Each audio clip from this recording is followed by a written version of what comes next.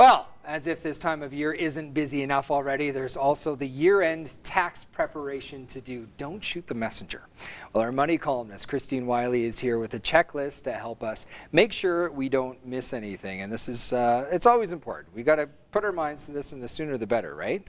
Yes, preparation is key, and you know, getting those few loose ends tied up at this time. I know it's busy, but it could be worth its weight in gold. Yeah. Let's start with the list then. Medical first off. Okay, so for the medical, receipts are always important because although you don't have to send them in with your tax return, the government can request them, and usually it's, you know, months and months later. So take the time now, get the receipts organized. If you go to a pharmacy quite regularly, a chiropractor, dentist, contact them. Ask them about making a summary form for you to gather all the receipts. Keeping in mind that if you do have a larger expense that maybe you weren't able to claim last year, that you can claim any 12-month period for medical expenses that ends in the year. So organize them around that to see if you've got enough, because it needs to be more than 3% of your net income. There are some expenses that are not deductible, and that has been changing over the years. So, you know, reference the CRA website. They do have a good list of what's deductible, what's not deductible. Okay.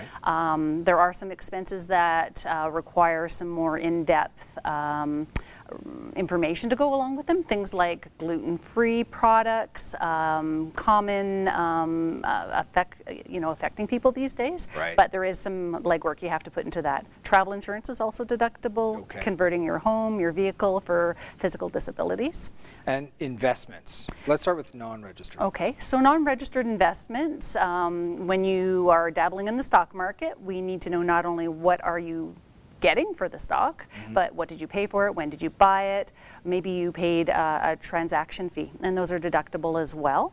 If you borrowed money in order to purchase those stocks, the interest that is on the loan is also deductible. Oh. So you may want to contact, you know, your financial organization, the bank, about getting a statement prepared for that, for the interest. Know that. All right, let's talk registered. Everyone looks at RRSPs. Yes, RRSPs. So if you've been contributing on a regular basis month to month, then you need to get a copy of those receipts. If it's through your bank, they're not sending them out all the time anymore. So find out how to access them online. You know, maybe it's your regular online banking that you're going to do it, but sometimes it's a financial advisor that you are dealing with, and they have a special password, so contact them. Through your employer, it's usually the benefits administrator, and sometimes there's a different access for that. The RSPs also, keep in mind, you can claim the first 60 days, the contributions you make after the end of the year, in either year. Right, okay, good. Tuition, it can be a big one for those with kids in post-secondary. Yes. Yeah, you can transfer from your child or your grandchild up to $5,000 worth of credit. So they need to have the tuition receipt from the institution. And again, getting those receipts will usually be using your student ID number to go in to get that. They're usually available in the new year.